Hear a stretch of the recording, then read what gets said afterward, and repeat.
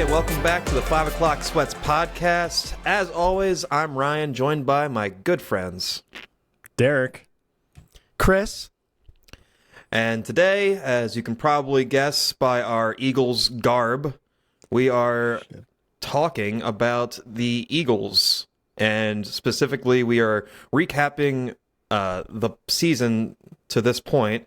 And at the time of this recording, the Eagles are in the bye week. So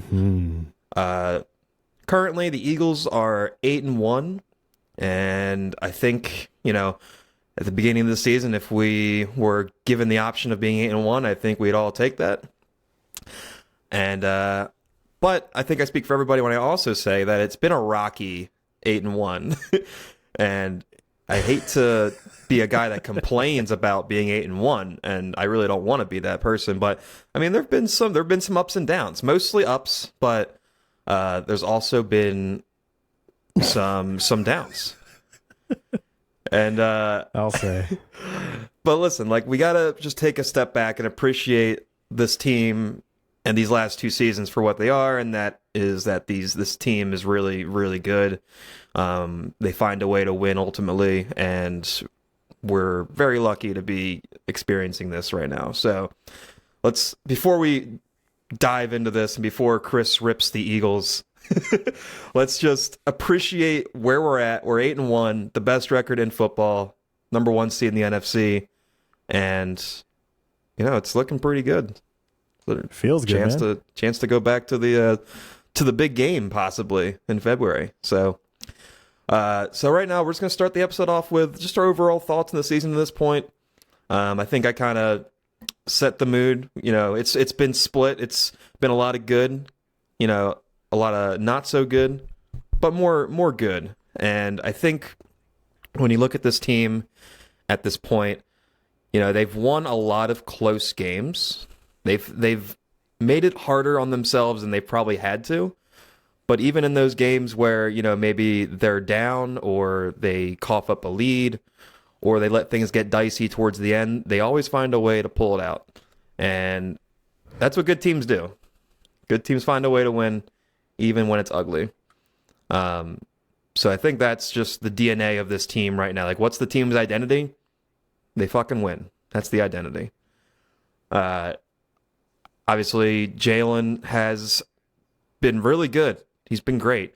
He's probably top 3 in MVP voting at the moment. But he's been, he's turned the ball over. He's had a lot of turnovers, whether it's fumbles, interceptions, and that was something he wasn't doing last year. And it's something that's kind of reared its ugly head this year. Luckily, it hasn't resulted in losses, besides one. But been a couple of close calls. But yeah. I feel like turnovers, especially, I feel like I'm a little bit sensitive to, because towards the end of Carson Wentz's tenure here, that was all I was seeing from him, right? Trying to get out of the pocket, make the hero play, just leaving the ball out there for somebody to knock out of his gigantic hand. Yeah, and Jalen hasn't quite reached Carson Wentz level of dumb plays. A lot of his turnovers, I mean, there's been a couple, there was one on a tush push where the handoff wasn't very clean, so he didn't really secure the ball too, right? Yeah, on the goal line. Yeah. There's also been a couple of picks where, one where there was miscommunication with a receiver or a running back, and then one where it goes off the guy's hands. So, it's a kind of a fluky interception number. So he's got 8 picks on the year so far. I'd say about half of them are his fault. I can't really remember each specific interception, but I feel like at least half of them have been not really his fault per se. So let's have one of you guys chime in here. Derek? What are your thoughts on the season overall to this point? I feel like I share some of the same frustrations. I know that I share some of the same frustrations. We have a group chat, especially in the beginning of the season. The offense felt stale. I don't know if it truly felt stale because it was stale, which honestly I think it was, or if I just had higher expectations for the team right out of the gate coming off of last season. Could be a little bit of column A, a little bit of column B for me there. But I feel like the first 4 weeks, just in decreasing intensity, was this weird, like, offensive staleness that I couldn't really shake. Yeah, they really seemed to get off to a slow start, especially on the offensive side of the ball this year. Like, I feel like they were racking up yards, but they were having trouble scoring. And a lot of that obviously is having to do with a new offensive coordinator, Brian Johnson, still adjusting and getting comfortable with what plays work when in certain situations and really getting a feel for this offense in general. I mean, the first game of the season, the first few games of the season, they were just, I feel like a lot of those, they kind of got, there were definitely some good fortune in those games. Like, even in the Patriots game, like, they made Mac Jones look Forgot about that game incredible that game. And they were the Patriots were 1 foot away from really having a legitimate chance to score a touchdown and take the lead late in that game. Luckily, the guy didn't get his foot down, and it was an incompletion, and the Eagles ended up winning that game. But that was kind of the theme, at least through the first 4 or 5 games of the season, was that, these games felt closer than they had to be. Yeah, and I think that brings me to my second point. I understand that if you're going to watch a sporting event, you want to see both sides kind of perform really well so that it's a good game, right? But at the same time, I just want some stress-free W's, where we're just blowing these teams out. Like, they can't even get any yards, and we're just running away with it drive after drive. Like, I need at least one of those games. If we could have had 9 of them up until now, that would have been great. But I just want less stress from it, I guess. Well, that was last season. Last season was like almost boring. They were winning so handily. I'm not saying it was boring to go undefeated for the first 7 games, but I mean, or for first 8 games, however they started last year, but they were winning by double digits, it seemed like, by at least 2 possessions, or if not more. And this season, to this point, they've won a lot of close games, like a lot of one-score games, like 7 points or fewer. I think only 3 games. Well, we got the Bucks game, they won 25-11. The Rams game, they won 23-14. And the Dolphins, they won 31-17. Those are the only 3 games they've won by more than 7 points. So, yeah. it's been stressful, but at the end of the day, like I said at the beginning of the episode, they're winning these games, and that's all that matters. Yeah, but that's about it from me on the bird side of the house. What about you, Chris? I know you've got some thoughts about a specific man we've already mentioned. So I would say that a couple, themes that I've been seeing this season. Obviously, the turnovers. I think the interceptions to me are a result of what I think is pretty. It was worse in the beginning of the season, but poor offensive play calling. I think, there were a lot of situations where Jalen was trying to make that hero play because I think everyone just kind of felt that the offense would keep stalling out. Like Ryan said, we would get yards. There were a few games where, you look at halftime and we'd have 200 yards of total offense and we'd have 3 points. So I think the play calling kind of put Jalen in a situation where he felt like he had to do a little too much. And I think that's where some of the interceptions came. Obviously, a lot of them were unlucky as well, like Ryan was saying. I'm more concerned, though, with the fumbles. There's been quite a few, very, there is no such thing as a timely fumble, but, when you're the quarterback and you fumble, the big issue there is, there's really not much between the defender and the end zone. at that point. And, Yeah. obviously, we look back to the Super Bowl, Jalen had that fumble. I think, his run style, he looks to run and still be able to throw. And, I think he needs to learn to kind of tuck the ball when he's running. He still does a lot of that, like Mike Vick used to do, right? Running with the ball, like kind of at his side, just one-handed. And you lose the ball that way. And I just, I think interceptions can be, being overly aggressive, but fumbles are just bad turnovers because, obviously you're just, you're putting the ball on the deck and then you're putting your defense in a tough spot.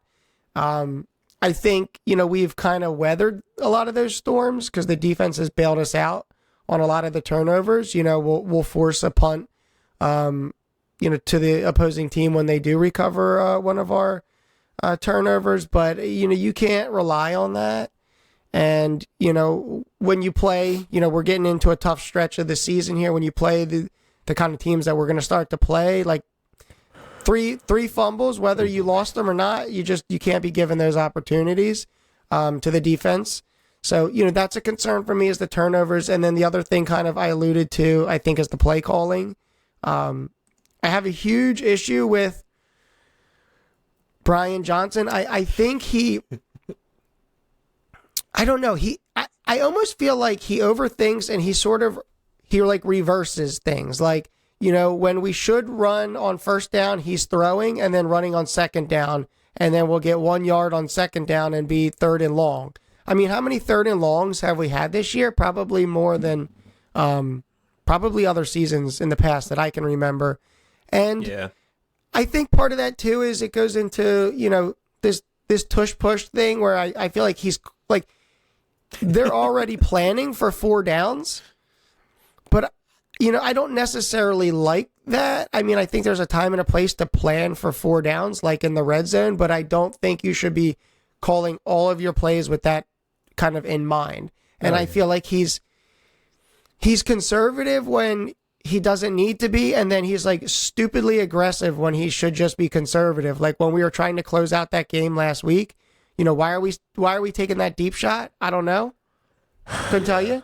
Right? I mean, I'm all for throwing the ball 50 yards down the field. Don't get me wrong, but there's a time and a place, and I just think he's a little, Brian Johnson, that is. I think he's a little lost, and I don't know. It screams obviously inexperience, but it screams more like overthinking things, and it's frustrating because we'll have drives, we'll take it 75 yards and then we'll just stall out, and I don't know, that hurts. No pun intended. I think the last couple of weeks we've been better in the red zone, but the first handful of games it was painful. I mean, Jake Elliott at one point was probably our top scorer. Jakey was like early season MVP. Yeah, it was. For a couple games. Which is ridiculous because again, if it weren't for Kenny Gainwell getting every red zone carry, I'm gonna lose my mind, dude.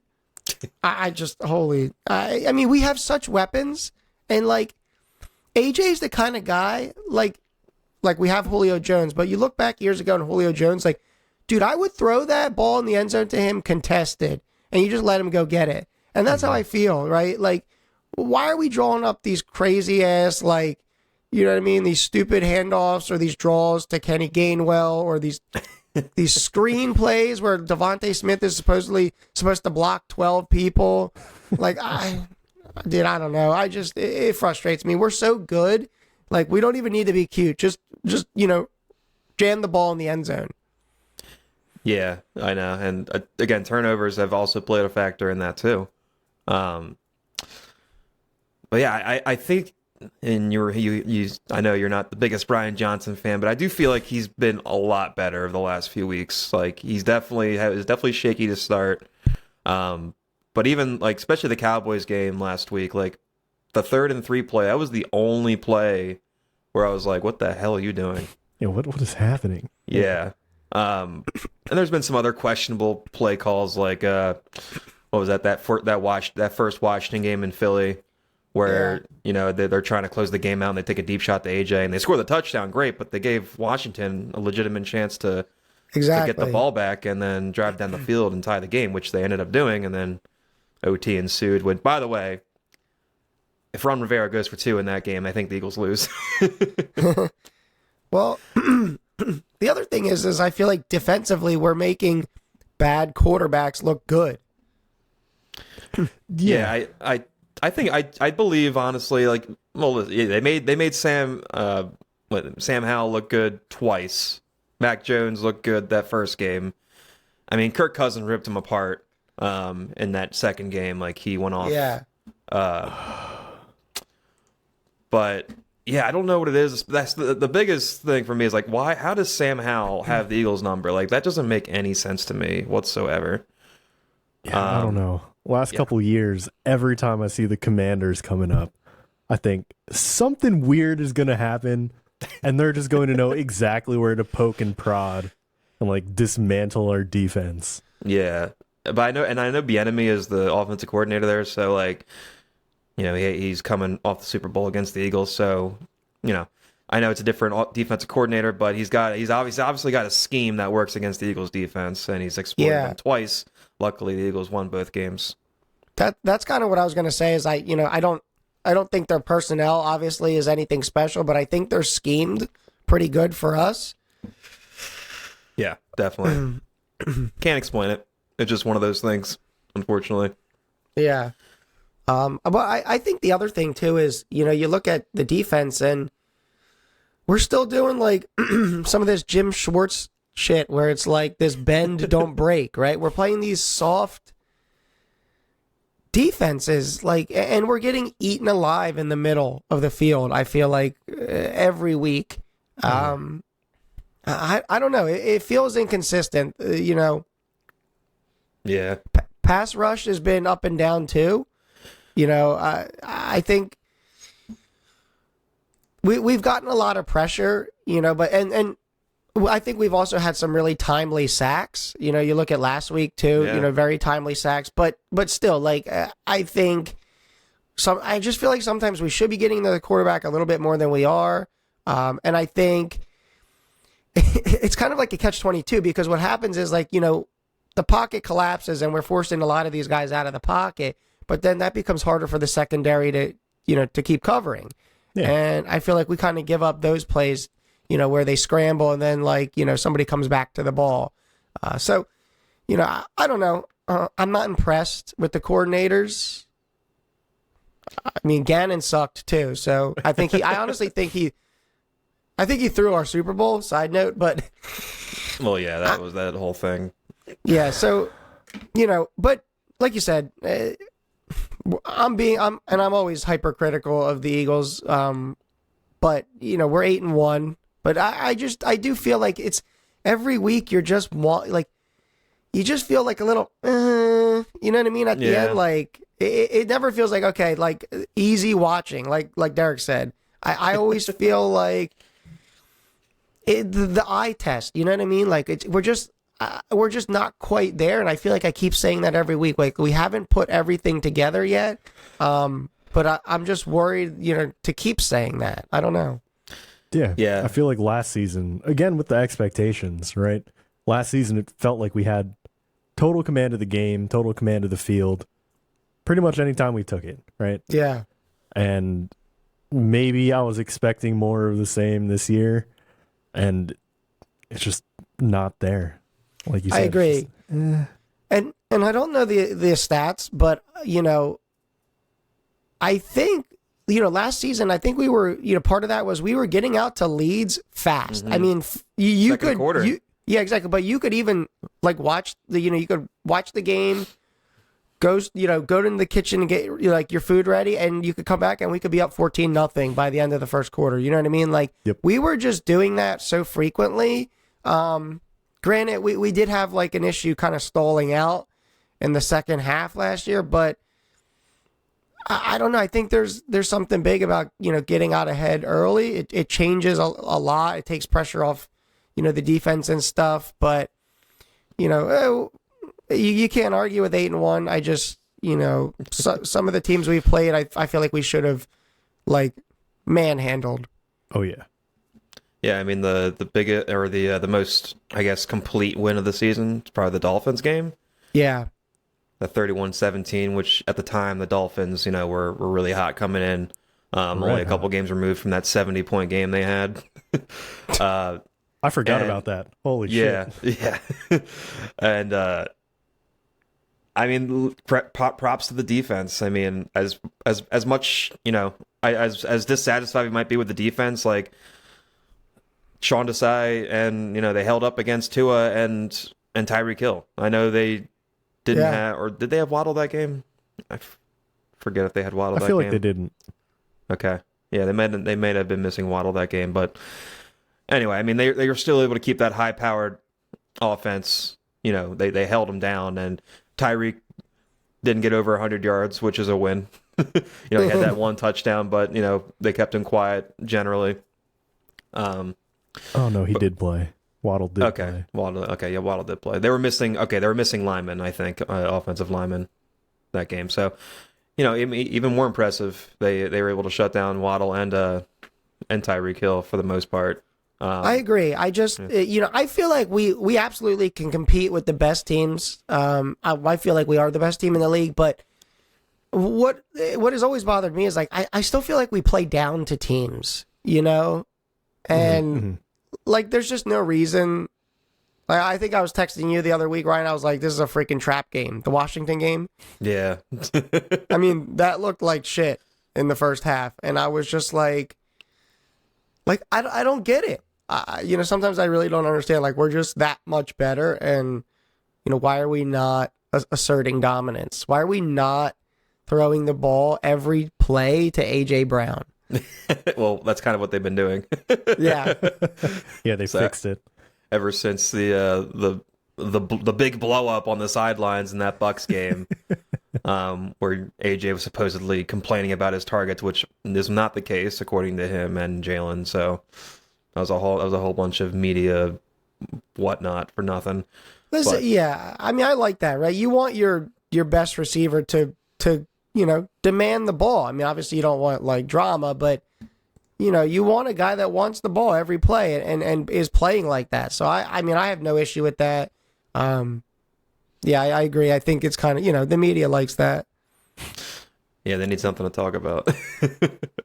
All right, let's move on here. What's the next topic here? So, kind of dabbled in this, but I think we can kind of each identify what we think is the biggest weakness on this team currently, through 9 games, and the biggest strength. So I'll start with the biggest weakness. Right now, I think the biggest weakness is the secondary on this team. They're inconsistent, to say the least. Yes. I don't know what's going on. James Bradbury just looks like, I don't know if he's playing with an injury or if age is just catching up to him, but he looks slow. He hasn't done anything. He's getting consistent. Yeah, I can't even think of a single play that he's made that's really stood out to me. He showed up in that Dak play we like so much. Oh yeah. Well, besides that, yeah, I feel like he's been getting burnt consistently, which is unfortunate. And this bye week coming up, maybe it'll give him time to rest his legs a bit, and maybe he'll get his strength back. But I mean, and Slay's been fine. I mean, these guys aren't getting any younger, so I think it's okay to accept that these guys are exiting their prime, and they're just not going to be as fleet of foot as they used to be. So, but I still think Slay has been pretty solid. Safety, Blankenship's been good. He's been solid. It's crazy. I like that guy a lot. I just feel like he has a nose for the ball. I do too. He's a gritty guy. He's a very like on brand, Philly sports. Oh my god, yeah, for player. sure. Yeah, I love his attitude. What are you thinking about Byard? I mean, I know we don't have much to base it off of, but what do you? Yeah. I think he's going to be okay in the long run. I still think it's early. Still adjusting to the scheme. Yeah. But he's another one that's been, I think it was naive to think he would come in and have an instant impact. Sure. I think, again, this bye week will help him get more acclimated to the defense and get more comfortable with his teammates, communication, and whatnot. His penalty was bad. That penalty that's pissed what I was me going to off. bring up. It really I pissed me off. I kind of feel like, dude, like, this is your first week here. Like, why are you doing that kind of shit? Yeah. I mean, you're a professional football player. Like, you can't tell me, like, people get under your skin. You got to be better than that. And, dude, if we lost that game... Listen, yeah, I mean, that play specifically, like, I thought Dak was short, and then he kind of got that last push at the end to get over the line. But if that had been ruled short and then that penalty happened, oh, man. And then if they lost that game, like, it would have been 2 weeks of hell for him with the bye week. Yeah. Oh, yeah. Oh, my God. And then real quick, so I figured out, I know we were talking about what the hell was that challenge about.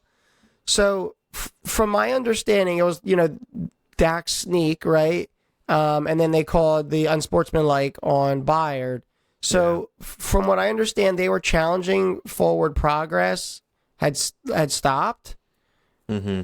And then, so if he was short, then that means the ball goes to Philadelphia and that after the whistle call doesn't exist. Yeah, which at the time I was like, well, it doesn't matter anyway because of the penalty, but... Gave him the first, exactly. Yeah. I thought they were more so just arguing to get the turnover on downs. But, anyway, I think it's a bonehead penalty, but it's also like, I don't think you do that your first week on a new team. Yeah, Sirianni has a bigger brain than we even thought. He's the smartest man on the field. Yeah. Yeah, so biggest weakness, the secondary for me. The biggest strength, I'm still going to say it's the offensive line. I know they've been shaky sometimes, but especially to start the season, they were fantastic to start the season, especially in the run game. They've kind of slowed down a little bit, but at the end of the day, they're still the best unit, if not top 3 unit in the sport. And they've been doing a pretty decent job keeping Jalen off his back. And I think the run game will come back and it'll be another dominant aspect for them on offense as we enter the second half of the season here. And even with the injury to Juergens, you've had you had Steen come in, make his first start last week. You've had a couple of guys come in and fill in that gap there. I mean, thank God Lane wasn't seriously hurt. That could have been a disaster. Yeah. But I feel like, as long as Lane stays upright and Kelsey, obviously, that the guards, that they're just so well coached that they can kind of interchange anybody in there, for the guards at least, and, they'll be okay. I thought Jordan Mailata had been a little slow to start the season. I feel like he's gotten a lot better. I haven't really seen his name brought up as much, which when you're an offensive lineman, if your name isn't being brought up, then that's a good thing. Mm-hmm. And Landon Dickerson is a beast. I love him. He's when Kelsey retires, he's going to become like the new Kelsey, I think. Like, he's going to be the vibes guy. I love it. I'm a big fan of his. So those are my strengths and weaknesses so far mid-season. So let's go to Derek. What do you think is the biggest weakness and biggest strength of this team so far? Yeah, I feel like I know I don't have the football knowledge you guys do. I'm really just watching week in, week out. I kind of know some things, but the biggest weakness is something we've already hit.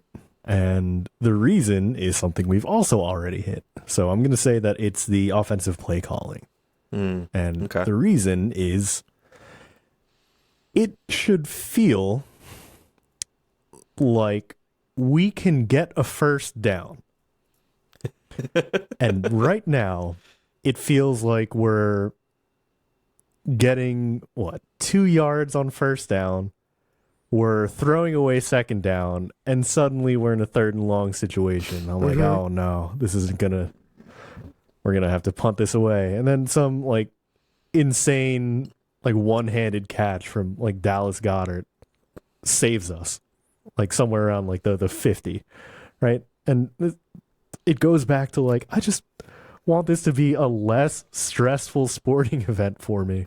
Yeah. If I can feel like we're going to get to that first down marker, that's fine. Then give me 3 or 4 yards on first and second down and leave us in a good position for third down. I don't want like 3rd and 8, no. Yeah. And so I feel like that's where I'm at with the eye test on like biggest weakness. All right. I agree with, I agree with you there. I feel like last year they were getting a lot of yards in first down to make it, second and short, third and short. It's definitely been more of a struggle this year on first down and second down. It's just so demoralizing when you run the, like, I don't know, you throw, your first down play call is an incomplete pass, and then you decide to run the ball on second down, and he gets stuffed at the line. Exactly. That's happened a lot this year so far. And that's what I was saying earlier. I feel like he's flipping the script. Like, listen, we have a great line, and we have DeAndre Swift's legit, right? Let him run on first down. I'm not saying every first down, right? But run on first. You know what I mean? And then adjust the calls from there based on, what you get. I mean, you're talking about a guy that can get 4 to 5 yards a clip, like falling. Yeah. You know what I mean? So I just, I don't know. You're right. Like that exact scenario is what I feel like I've been watching on repeat. And like, it's just the drives just stall out. We could even be moving down the field and then we'll have one of those where, like you said, incomplete, 1 yard gain, and then it's like, okay, what are we doing 3rd and 9? Right. Yeah, exactly. And I don't want to rely on this tush push. I mean, listen, I love it, but I just feel like we're doing it like 58 times a game. Yeah, it's just to bail us out of like a bad set of downs. Yeah. Yeah, you're Gary. Like, I feel like this year, especially, like they used it last year a good amount, but this year it's like it's an integral part of the play calling. Yeah, it's almost like a meme.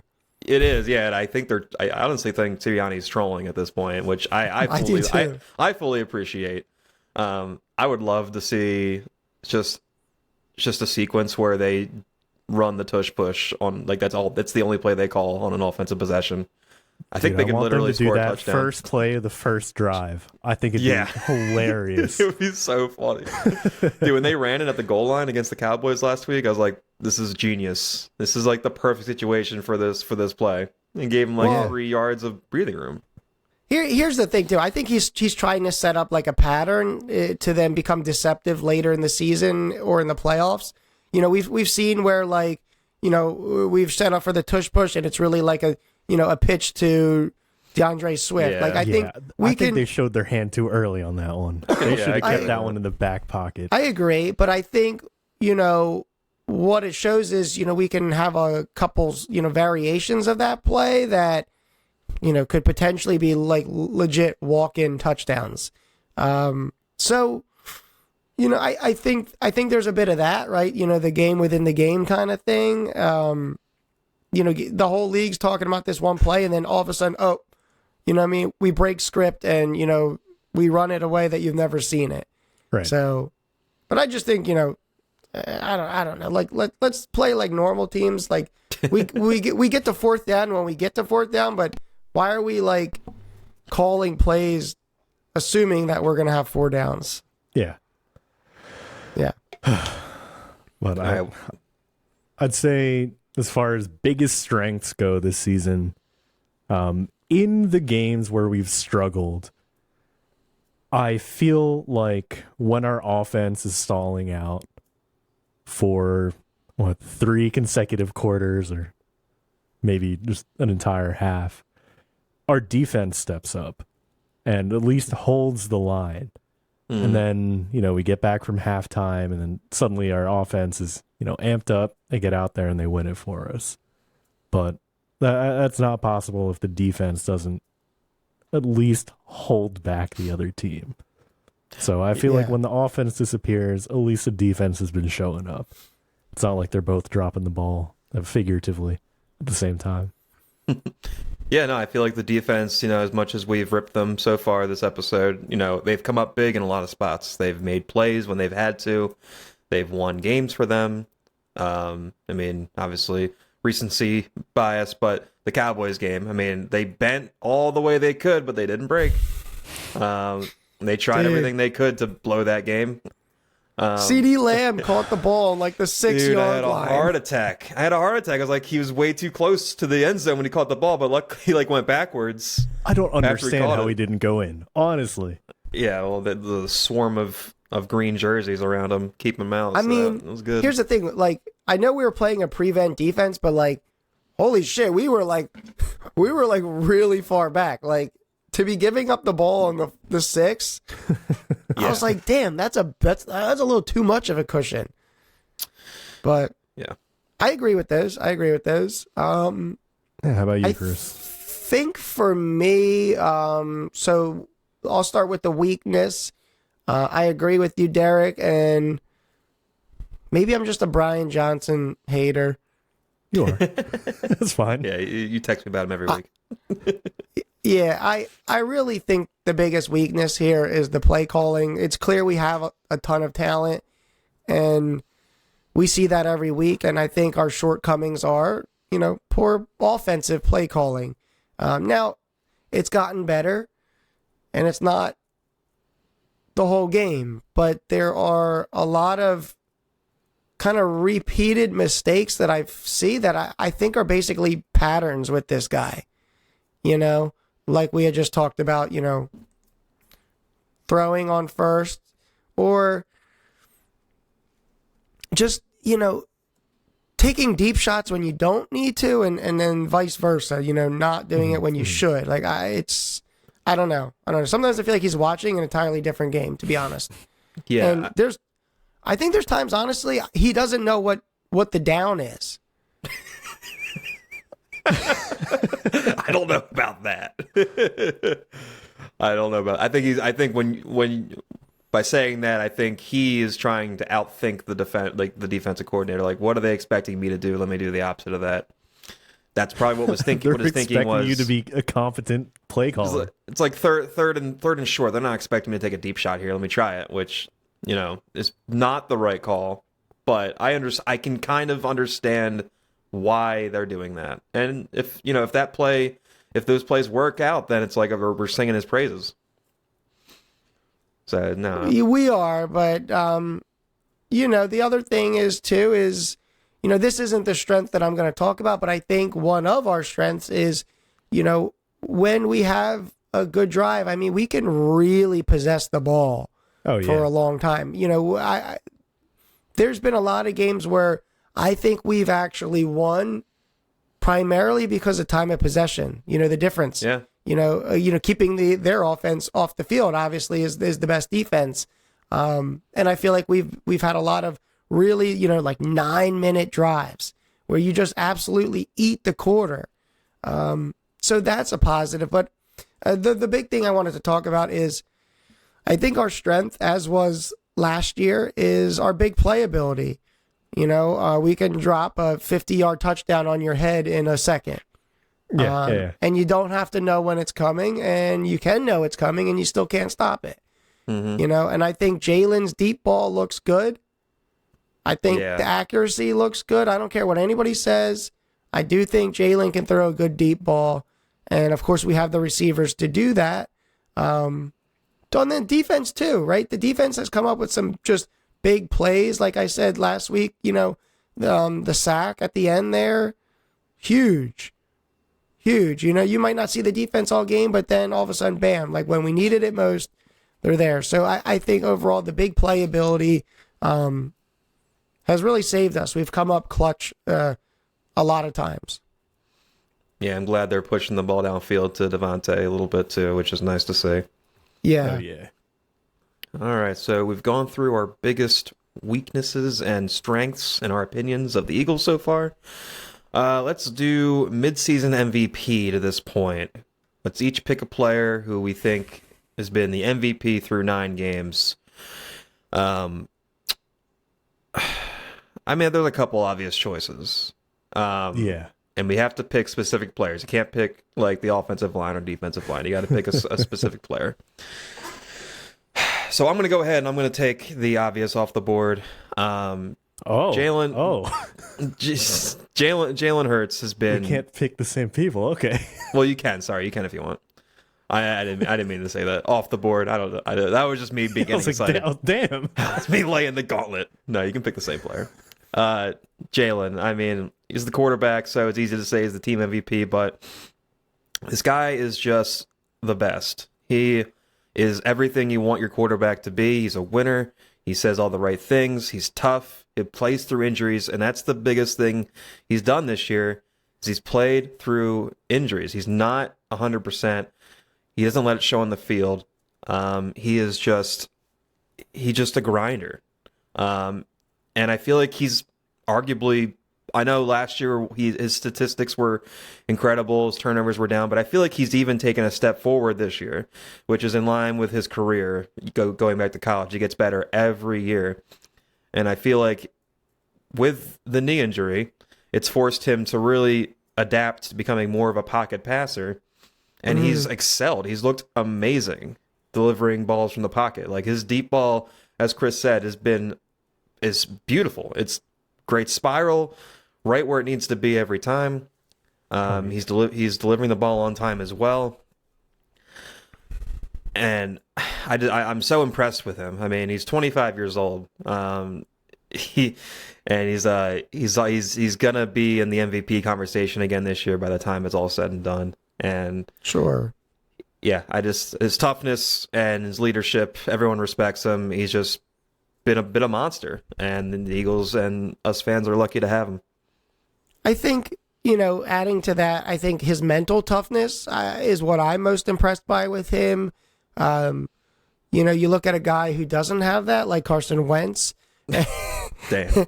And I mean, you even look at body language, right? Like you could see a lot of quarterbacks, they're dejected, right? Like you can see it, and you can see how, when things aren't going well, it affects their play moving forward. I feel like Jalen can brush off mistakes. I think he stays laser focused, and I don't think he gets kind of pushed off center during the game. I think he stays real dialed in. And that's what I like about him. He's so he even had keeled. to have been dialed in after the Super Bowl loss, right? Because didn't he have his phone lock screen as the picture of him walking into the tunnel with all the red and white Chiefs confetti coming down?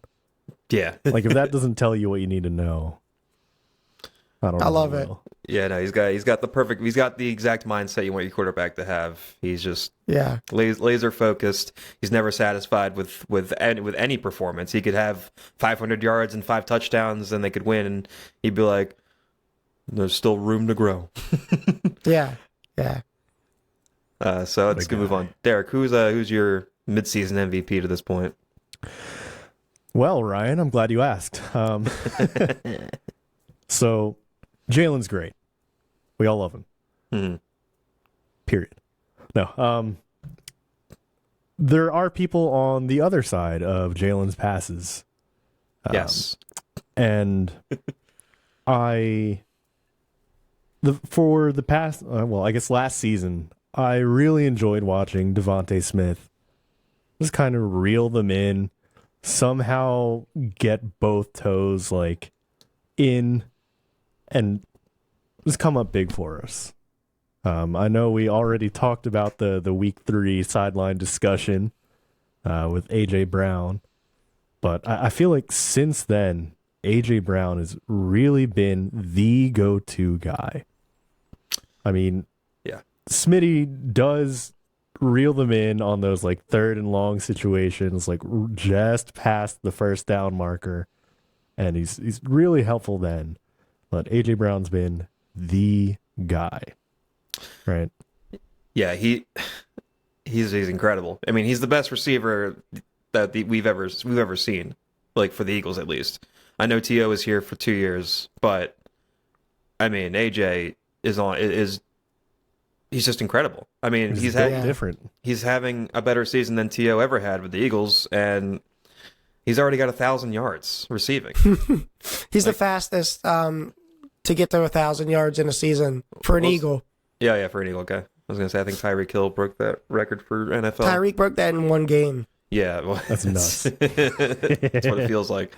No, AJ's been an absolute monster, and he's so fucking good. I can't get over it. Like, I just feel like it's a treat watching him play receiver. Like, I don't know. We're spoiled now with him. Yeah. Remember the years of having of the shitty receivers we've had over the years. You know, Deshaun Jackson, Macklin aside, like Jordan Matthews. Like, remember when he was our number one receiver? Hollins. Mac fucking Hollins, who had one catch against Washington, and we were like, and he did the floss, and we were like, oh, he's awesome. And then he grew his hair out and has been on like 4 different teams since then. Yeah, we gotta really just appreciate what we're seeing in front of us right now. We've got arguably the best receiver in football right now, and he's still really young. What is he, 26? Yeah. Like, are you kidding me? Nuts. This is awesome. Yeah, I was going to double back on it and say, despite all those things, Jalen's still got to make those passes, but I'll commit to it. I'll give it to AJ. Yeah, I think AJ is mid-season MVP. Yeah, I think that's an excellent choice. All right, Chris, your turn. Well, since you made me go last, I'm going to look like just a follower here, but I'm going to go with Derek on this one. I agree. A.J. Brown has been, like, pretty much on another level. He's been the most fun to watch. He's been absolutely dominant.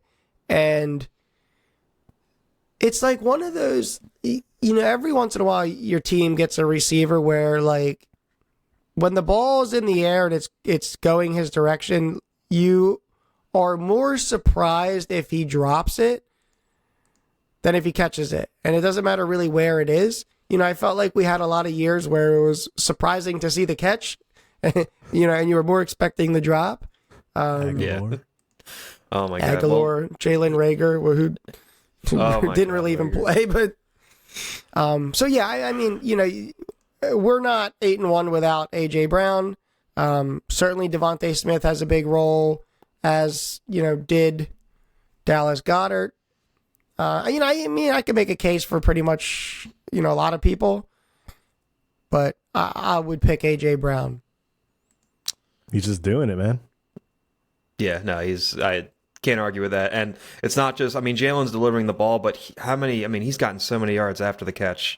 Like, he becomes a running back when he gets that ball in his hands, and you know, he's turning 10-yard passes into 20+ yard gains, and it's just, yeah, it's a treat to watch.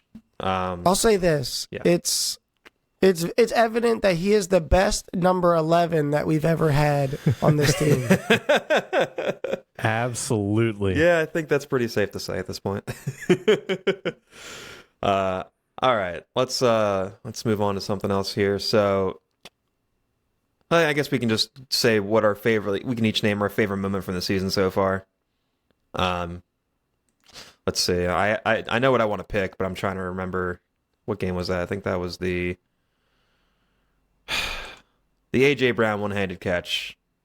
was incredible. That was Washington. Right? Yeah, I was against Washington, right? Yeah, okay, in Washington.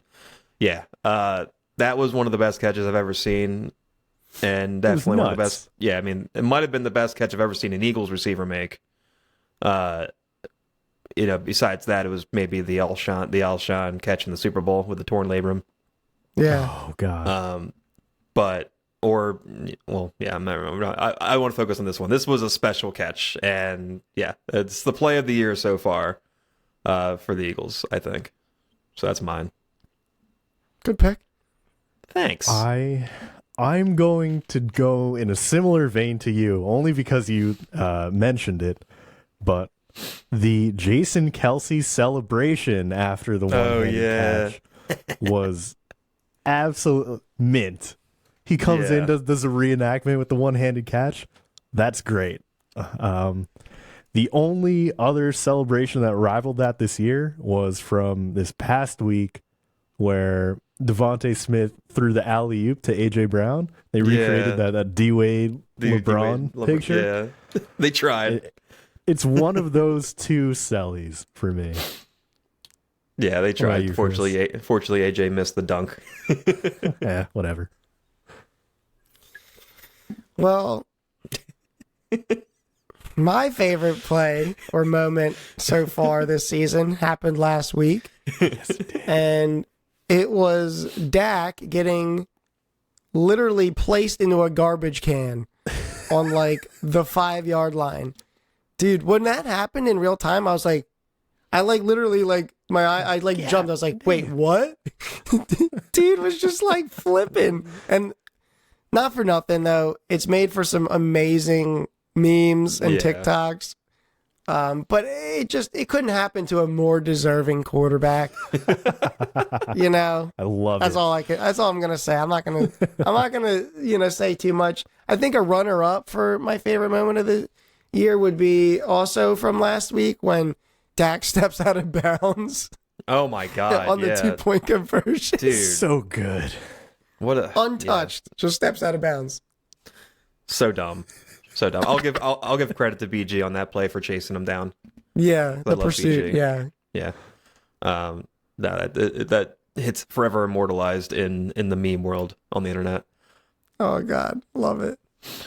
All right, so let's finish off here with some general predictions for the rest of the way for the second half of the season, and maybe we can each name a player to watch. Like, who do we think is going to be the biggest key for this second half of the year?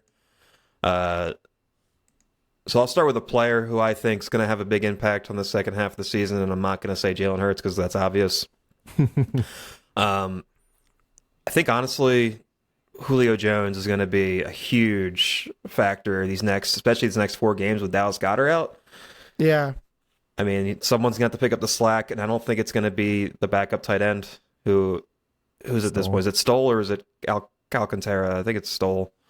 I think it's Stoll, yeah. Okay, so I think they're going to use so they're going to use Julio a lot in like that Dallas Goedert role, those middle of the field catches. And he's had one touchdown. He's had like 2 or 3 catches this year. One of them being a touchdown. It was a really impressive catch in traffic. So yeah, I think Julio is going to play a big part this season. And all right, well, let's just go around and you two name your player to watch moving forward, and then we'll get into like the second half of the schedule here. Go ahead, Derek. I actually think for the same reason. I think we might have talked about it on the last episode, but I think Devontae Smith, especially with Goddard being out, I think he's gonna get more targets and more receptions, more everything. Yeah, I think that's correct. That's good for my fantasy team. Yeah, for me, I think it's gonna be Kenny Gainwell. Just kidding. No, I think it's gonna be Covey. No, I'm just kidding. That's who I was thinking too. No, but an honest answer, I think DeAndre Swift. I think we need to make a effort to get the run game back on track, and I think DeAndre Swift's going to be the guy to do that. Another thing I'd really like to see is, with losing Goddard for a month or so, whatever it's going to be, I think we should really start to look at incorporating Swift a little bit more into the pass game. He is a good pass catching back, so I would like to see that a little bit more. And I'd also like to see Boston Scott mixed in a little bit more than Kenny Gainwell. So I guess Scott's been hurt, I think, and also just like inactive just like a healthy scratch, unfortunately. Yeah. Actually, you know what? I'm sorry. Who's going to take over in the second half of the season is Rashad Penny. He had 2 carries last week. His first 2 carries of the season. Let's go. Believe it? Wow. Yeah, I honestly, they could be. I really do think they're saving him for the stretch run. I really do. I do too. I mean, they didn't trade for him for nothing, and I don't know. I think he's legit. For what I watched when he was in Seattle, he was legit. I don't know. I just hope he's not rotting away on the bench. Right. No, they're keeping him fresh. They're putting him on Yeah. the shelf, and his legs are going to be super fresh come this second half of the season. So I think I think that was a plan that was discussed too, because I would think if you're him and you were told you're going to play and and you're just not playing so far throughout the season, like I feel like we would have heard something from the sideline by now. yeah, You know what I mean? That's a good Like point. I feel like this was a discussed plan, obviously within the team, but hey, we'll wait and see. Maybe he'll be rushing for 100 yards in the NFC Championship game. Who yes, knows? please. Who knows? Yes, please. All right, let's move on to the second half of the schedule here. We'll just go down the schedule and we'll each say win or loss, like we did kind of in the beginning of the season. So next game up, we have a huge game, a Super Bowl rematch, Eagles versus Chiefs in Kansas City at Arrowhead. I will be in attendance of that game. I cannot fucking wait. Oh yeah. And listen, I'm going to be honest. I think this might be an L. I think it might be an L. Bro, you pissed me off. I'm sorry. I got to be real. Like, listen, I think it's going to be a good, competitive, close game. It's going to be probably a lot like the Super Bowl. But Andy Reid off the bye is almost unbeatable. And I know the Eagles, like Sirianni's been good off the bye as well. But it's in Arrowhead. They don't have Goddard. I don't know. I mean, would I be shocked if the Eagles won? Of course not. I think that they have a good chance to win this game. I just think the Chiefs are going to win a close one. I think we win this one. Okay. I think Goddard being out would have been a bigger problem last year. I think this year he hasn't had a ton of targets, or he didn't start off with a ton of targets. They brought that up, and then the next week they threw almost exclusively to him, it seemed like. But I feel like the last few games he's had some big receptions, including the one where he got injured. But I think that this is the game that Jalen's got circled on his calendar. And if he's as locked in as we think he is, then I think we take it. I do agree with that he's going to be really, really locked in that game, and I wouldn't be shocked if he plays his best game of the season. I would not be shocked. Well, I know the Eagles are going to win that game, and I'm saying we turn over Patricia Mahomes twice. Bradbury gets a pick. Revenge game for Ooh. Bradbury. Okay, I like I that. like it. Eagles by 14. Wow, 14 on the road against the defending Super Bowl champions.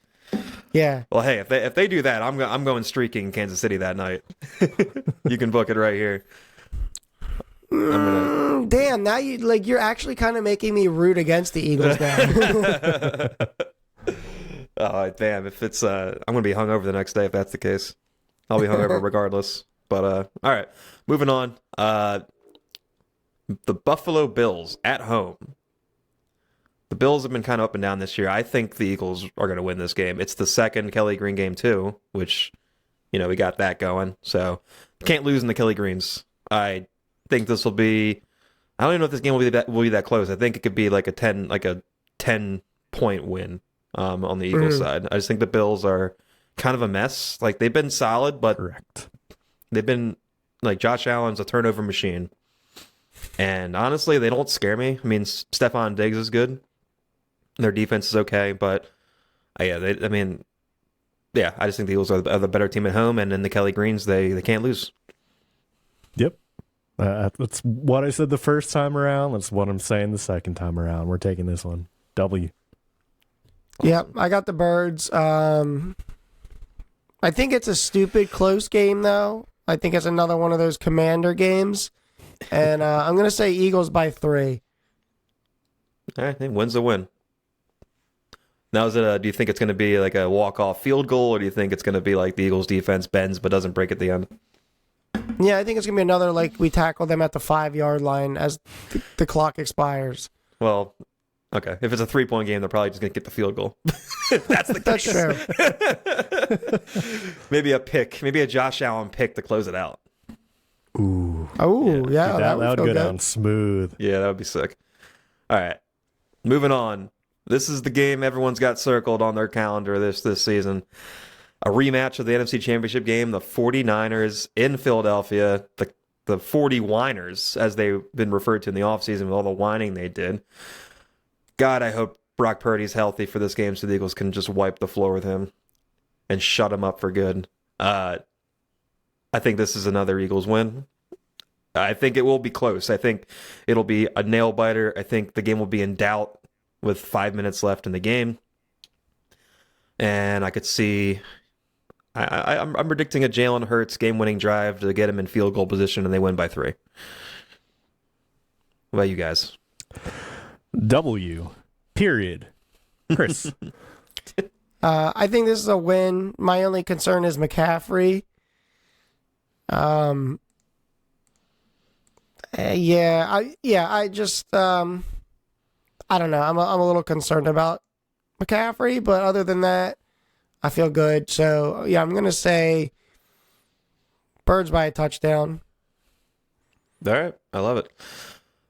Second Cowboys game in Dallas. They're gonna lose this game. I see it. They're gonna lose. So Oh boy.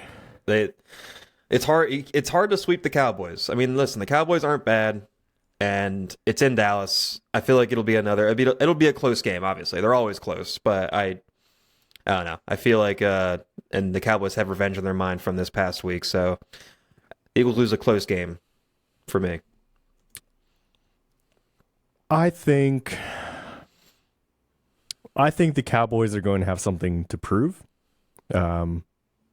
especially after losing in Week 9.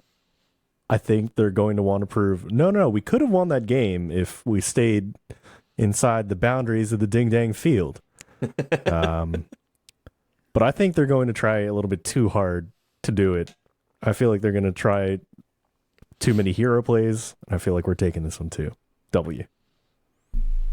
All right. Yeah, so I think we're gonna walk into Jerry World, and I think we're gonna put a giant picture of Dak upside down on that jumbotron that Jerry Jones loves, and I think we're gonna beat the Cowboys by 10.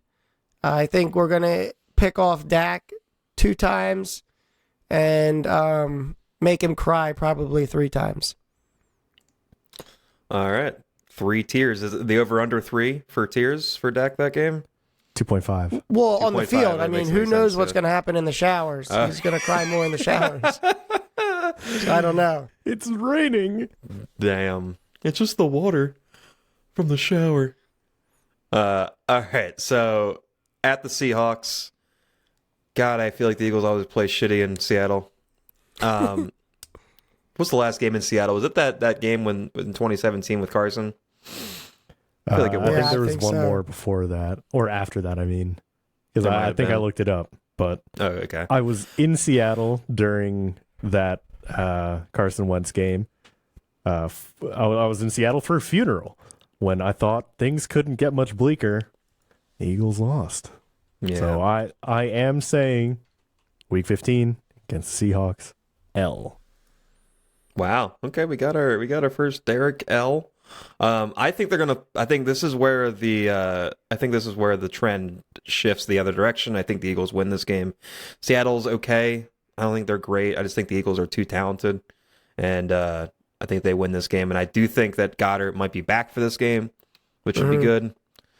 So yeah, I just think the Eagles walk into Seattle, and it'll maybe be a close game at half, but I think in the second half the Eagles just pull away and dominate time of possession and run the ball down their throats. So I got to win. Chris? So I think we're going to right back to Geno Smith here in this one. And I got Eagles by 3 scores. Damn. Wow. Holy That's a lot crap. different than the thing I said. See, the thing is the Seahawks, can actually put up like no points at times. I think we saw it last week. They literally scored, I think, what was it, 3? So Geno, listen, I like Geno. I like his story and everything. And I mean, he played out of his mind last year, but I just think this is Geno's coming back down to earth year. And I think they're pretenders. All right. That's crazy. If they win by 3 touchdowns, that might be the win of the year.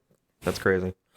All right. Now we're entering into the cupcake end of the schedule here. We've got the Giants in Philly.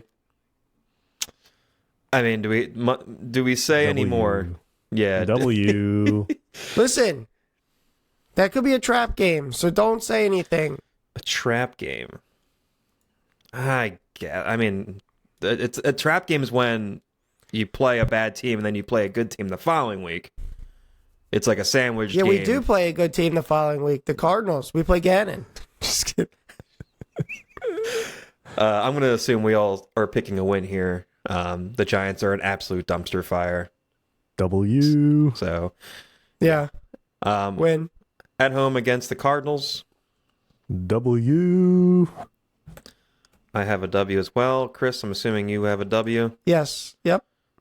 All right.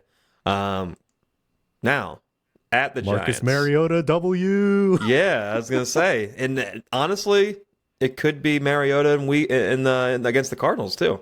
It depends on how things go. But yeah, I mean these games are a toss up because we're hoping, I'm assuming the Eagles are gonna not have to play their starters this game. Hopefully they don't. But even with the backups, the Giants suck. The Eagles backups can beat the Giants starters. Wasn't that the exact scenario last year? Yep. Where we were like, oh, we shouldn't have to play our starters, and we did? We did because they kind of faltered toward the end, and Jalen had to play because he missed time with the shoulder. Yeah. Fucking Minshew, dude. All right, so we all have wins there. So let's see.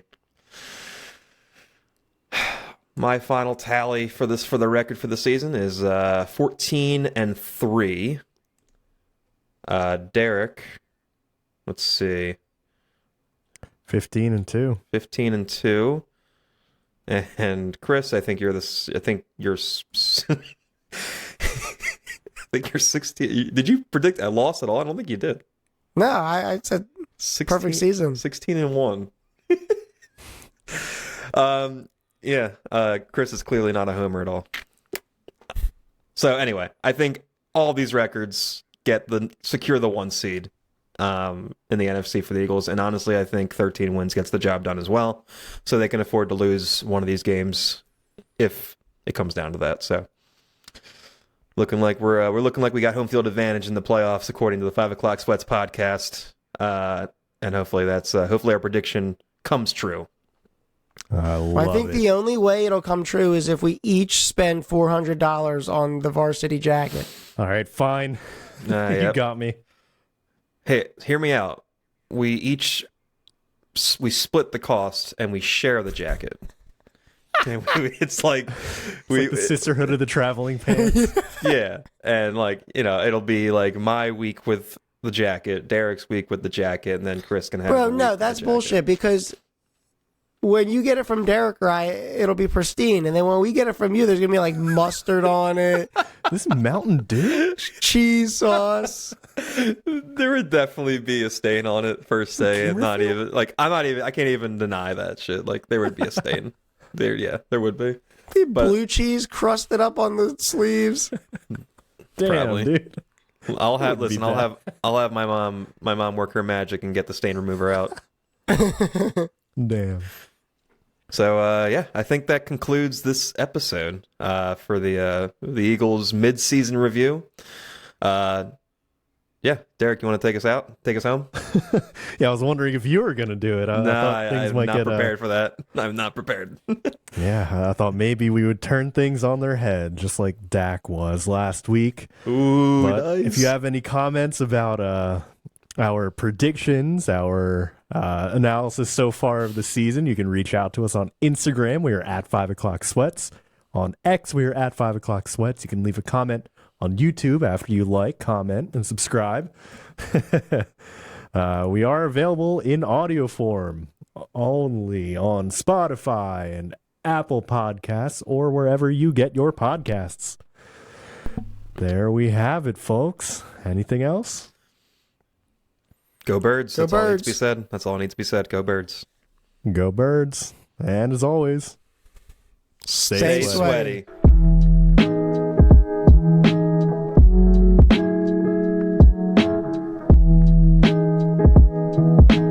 Dude, I fucking believe in Jalen. I do too. Man's on a mission. I've never felt like this confidence in a quarterback. yeah. And I want to win love so him. badly for Jason, Kelsey, and Brandon know. Graham. Oh, yeah, absolutely. Last year, it's got to be his last year, right? It definitely. I would be shocked, utterly Has to, shocked dude. if he doesn't. After retire watching this the year. documentary, he's yeah, like, I right? basically play in pain all the time. Yeah. He's like, I'm 30, And the rest of the 36 years 6 days is just recovering. Like, God damn.